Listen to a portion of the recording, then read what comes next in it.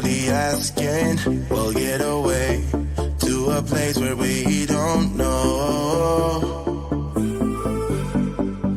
About to see the world in action, what we can be, life with no distractions. We'll get away, this is what we waited for. Take my hand, we'll make it somehow. We can't miss out. I'm done living life with the lights out, die with my own doubts. Be free with me. Let's be free with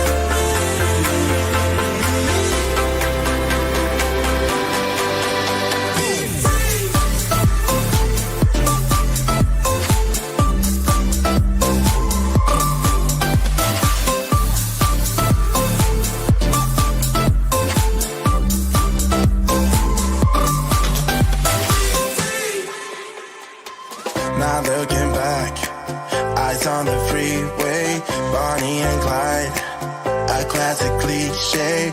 We're on the run, this is what we waited for. Take my hand, we'll make it somehow. We can't miss out. I'm done living life with the lights out, die with my own doubts. Be free.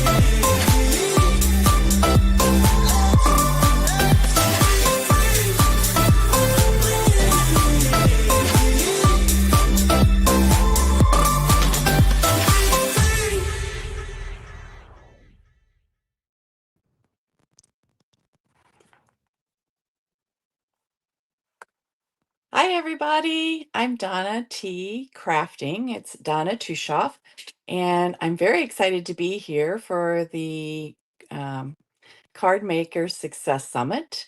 My class went live this morning, and just a reminder, these are the cards that I did in my class with a technique called watercolor swiping. So these are the two that I showed in class. I did mention in class that I was going to take what was left when I cut out the smile out of this, and I created this shaker card. So I wanted to share that because I did that a little bit later. And I did want to share one other project, which is one of my favorite projects to do with watercolor swiping, which is making this very simple present. So, I did the watercolor swiping on this and then just added a ribbon and bow, added a celebrate in the background. It's very simple. And I just want to share that. It's one of my favorite cards to make.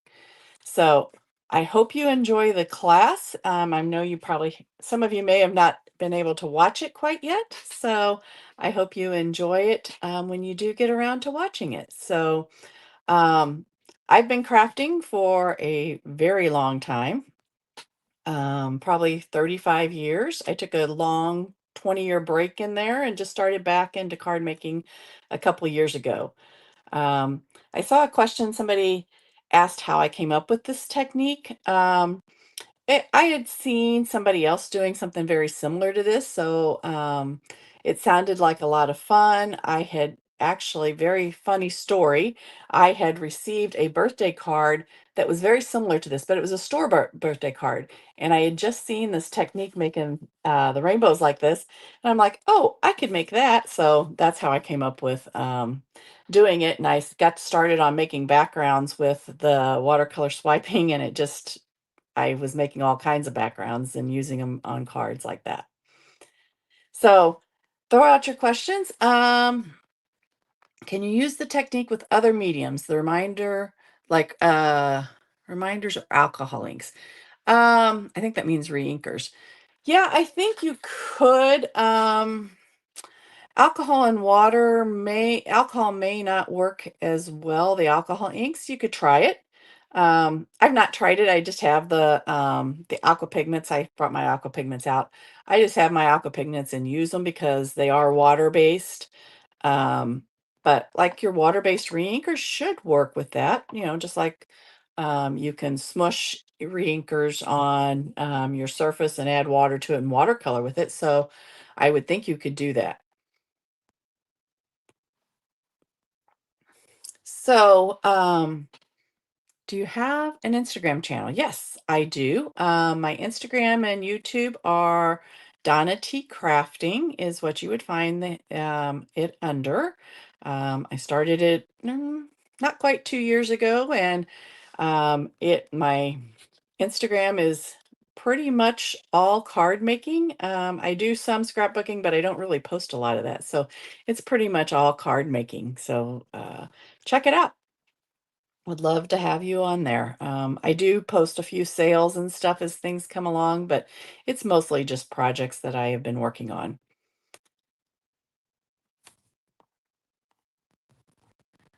Would acrylic ink work? I'm not sure acrylic ink would work. I would say try it. Just get out a piece of paper and uh, put it on there and try it.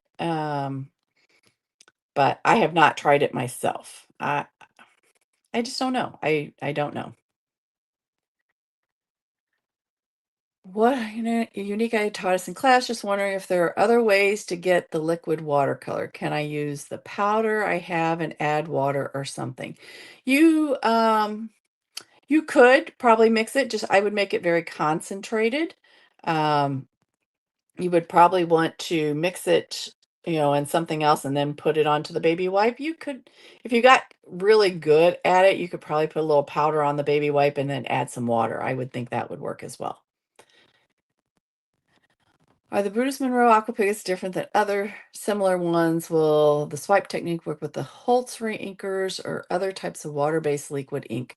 Like I said before, I would think the water based inks would work. Um, I'm not sure of formulations of the different liquid watercolors. I have used other liquid watercolors and I mean, they would all work. I just happen to have, like I said, the Brutus Monroe ones, and there's some pretty interesting colors, especially with the metallic ones that have the mic in it, like the gilded and the pearl is really interesting one that you can add on top to make it so shiny. So I really like those. Would a damp rag work or does it have to be a baby wipe? Um, Depends on the type of material that the rag would be. I would think it would work. You might want to use something that you would want to throw away. It would probably wash out okay, but um, certainly think a rag would work. You just want to be careful with the material that it's not something that it would have to be pretty smooth. That's the good thing about a baby wipe is it is kind of smooth. You don't, certain rags have like the little loops on it, and that would be hard. Um, that might not work as well. Do you make your own envelopes? I have made a few envelopes, but not typically. I don't make envelopes. Uh, every once in a while, I'll get in the mood to do some matching of my envelopes to my cards. I think it would be really cool if you did make like a rainbow envelope. That would be really cool to do. But I would probably, make a whole panel and then cut the envelope out of it. I see Candy is on here and she says the pearls are the best. I know Candy uses a lot of the pearl color in her card making from Brutus Monroe. So I saw that. Let's see. Do you have a giveaway? Yes. If you have not uh, reached out to the giveaway page, make sure you go out to the giveaway page and sign up. My giveaway is a $25 gift card to Brutus Monroe, so you could stock up on some aqua pigments or some of their other products there. So make sure you check out the giveaway page um, and sign up. I see very cute cards. Thank you. That's a wonderful, wonderful comment. I appreciate that. Let's see. Any other questions anybody has? I will say, let me just, a couple of things I'll just throw in here. I have the aqua pigments here with me. I, in the video, used something called teal. Teal has been since discontinued, but there is a blue, green, and a turquoise. So that's an alternative for those. The other thing that changed in February at Brutus Monroe is they used to come in these glass bottles. Um, they have changed to plastic bottles, which are a little bit smaller, but the price went down as well. So they are less expensive. The reason they reduce the amount is you don't use very much of it, when you're doing watercoloring or the technique that I used or anything like that. And there is a shelf life, 2 to 3 years, but you're not using very much at a time. It just seemed that there was some going to waste. So they decided to reduce the size a little bit, lower the price, and put them in plastic bottles so that they're not glass. These are glass and could easily break. So just to tell you that a couple of changes that have happened since I did that video. Any fun crafty hack you can share? Oh my, fun crafty hack. Um, I would say, and I'm going to stick in the area that I worked in for this with the aqua pigments. A thing that I like to do is to put the aqua pigments on the paper and then add water and let it take over and melt together. Make sure you're using complementary colors and things like that, and let the water take over. I'm a lazy watercolorer. Uh, I I don't do a lot of the fine art watercoloring. I like to make backgrounds with watercolor more so, and that's why I call it lazy, because it's easy and fast. I'm not the 3-hour work on a watercolor piece. I may, do it quickly and be done. So I would say let water take over in using your watercolor pigments. I spy yes. There's a cat, a magnet cat. My mom made that out of plastic canvas. That used to be the thing, and she made that for me, and I stuck it up there in my vent. What techniques do you wish to get better at? I would love to be better at coloring and watercoloring, but a lot of that is patience, and I don't always have a lot of patience in my crafting. I would I know that, really fine art coloring and watercoloring takes some time and patience, and I just don't always have that patience. So maybe one day when I'm retired and not working my regular job, I will have the time and the patience to do that.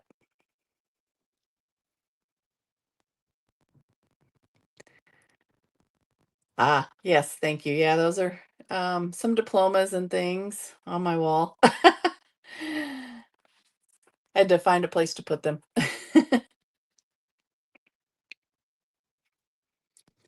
Any other questions? What craft helps you relax most? I love to stencil.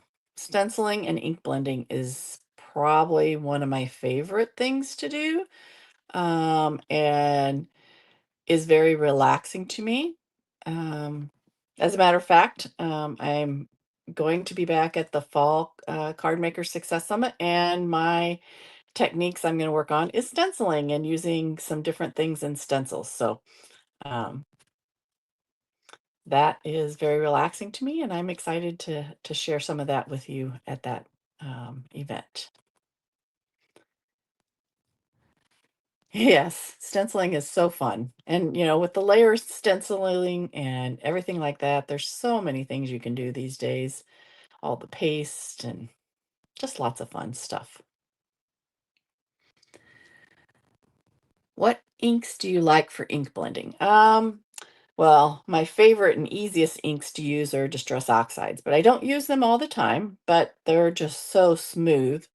Um, I do like to use the Altenew, the Fresh Dye inks, which are their newer inks. Those are really good for ink blending, and I use those quite a bit. What is your favorite stencil? Oh, that's tough. There's so many.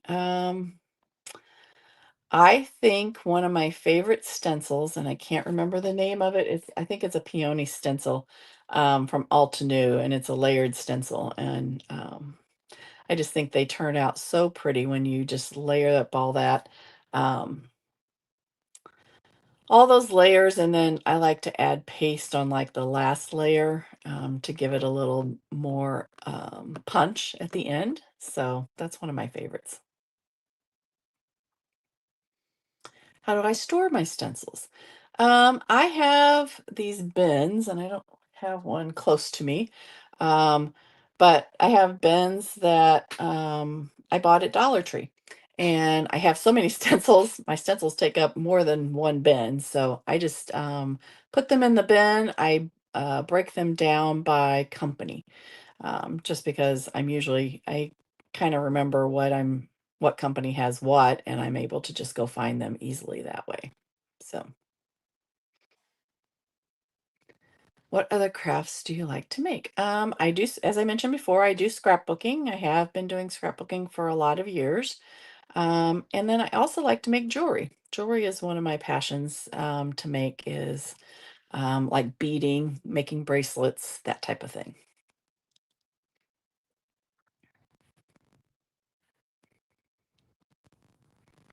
3-ring binders for storing stencils. Oh, yes. In your little drawings, definitely.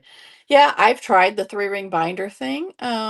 It would work, except for I have so many stencils, unfortunately. It just became a lot of binders, and this was a little easier for me to put the stencils by company to just be able to pull them out quickly. I do a lot of card making, so I'm crafting quite a bit, and I like to just grab them quick like that. But I've seen the binders, and I think they're wonderful. Could you use paste with a layered stencil? Yes. Um, I do that quite often. You can use paste on any layer. My recommendation starting out is to do ink on the first layers and then save your paste to the last layer if it makes sense. It depends on the design of the stencil. The only thing with paste on an earlier layer is you have to let it dry, number one. And number two, it could give it some height, and you may start getting either ink or whatever you're doing next underneath the stencil because it's lifted up off the paper. Do you have videos of stenciling? I do. On my YouTube channel, there's a couple of projects that have some stenciling on it in it. Yeah. And that's Donna T Crafting is on YouTube. And what do you do with your scraps? Save or trash? I save most of my scraps if they are something that I could either die cut or do sentiments out of. I have a little bin right next to my craft desk that I put them in. Eventually, I do go through it. It's quite full right now. I need to go through and pull out some of the smaller ones, but I go there first, especially if I'm looking for just little things. I do a lot of small die cutting, and that's a great place to go to for your small die cuts and for all my sentiments stamping. Keeping your stencils clean, especially when using paste. The best thing I would say is get like a stencil bath. Brutus Monroe sells a specific stencil tray that I keep. If I'm doing a lot of stenciling, I'll keep it in my craft room close at hand. Put some water in it. I put a little dish soap in it. That's not necessary. And then as I finish my stencil with a paste or even with ink, I'll throw it into that bath. So if I'm doing a long crafting session, I'll have that there, throw my stencils in it, and that way the paste won't dry on it, and then you can clean it up as you finish, with your crafting session. You don't have to do that right away unless you're going to reuse that stencil. All right, looks like we are out of time. I appreciate you all attending. I hope you enjoy the Cardmaker Success Summit and everything that's going on today. Enjoy the sessions and hope to see you around soon. Thanks.